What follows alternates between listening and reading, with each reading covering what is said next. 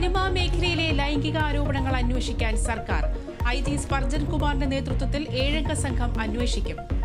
ആരോപണം ഉന്നയിച്ചവരിൽ നിന്ന് മൊഴിയെടുക്കും. പരാതിയിൽ ഉറച്ചു നിന്നാൽ കേസെടുക്കാനും തീരുമാനം. ഹേമ കമ്മിറ്റി റിപ്പോർട്ടിന് പിന്നാലെ സ്ഥാനത്ത് നിന്ന് തെറിച്ച് സിനിമാ മേഖലയിലെ പ്രമുഖർ. ചലച്ചിത്ര അക്കാദമി ചെയർമാൻ രഞ്ജിത്ത് രാജിവെച്ചു. അമ്മ ജനറൽ സെക്രട്ടറി പദം ഒഴിഞ്ഞ സിദ്ദിഖ്.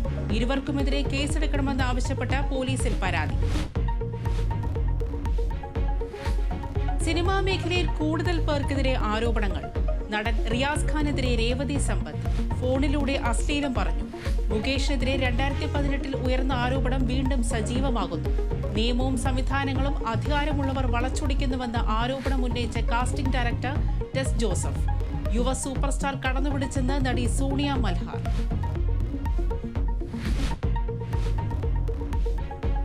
വിവാദങ്ങളുടെ പശ്ചാത്തലത്തിൽ പ്രതിരോധത്തിലായി താരസംഘടന അമ്മ എക്സിക്യൂട്ടീവ് യോഗം ചൊവ്വാഴ്ച കൊച്ചിയിൽ. മോഹൻലാലിന് പ്രതികരണശേഷി നഷ്ടപ്പെട്ടെന്ന് നടൻ ഷമ്മി തിലകൻ. നേരത്തെ പരാതി ഉയർന്നിട്ടും നടപടിയെടുക്കാതിരുന്നത് തെറ്റെന്ന് അമ്മ വൈസ് പ്രസിഡന്റ് ചേർത്തല ജയൻ. അടിയന്തര യോഗം വിളിച്ച് ഫെഫ്ക. പത്തനംതിട്ട തിരുവല്ലയിൽ ഗർഭിണിക്ക് നേരെ അതിക്രമം. യുവതിക്കൊപ്പം താമസിച്ച യുവാവിന്റെ തൊടിയേറ്റ് ഗർഭസ്ഥ ശിശു മരിച്ചു. കാരാത്ര സ്വദേശി വിഷ്ണു ബിജു കസ്റ്റഡിയിൽ.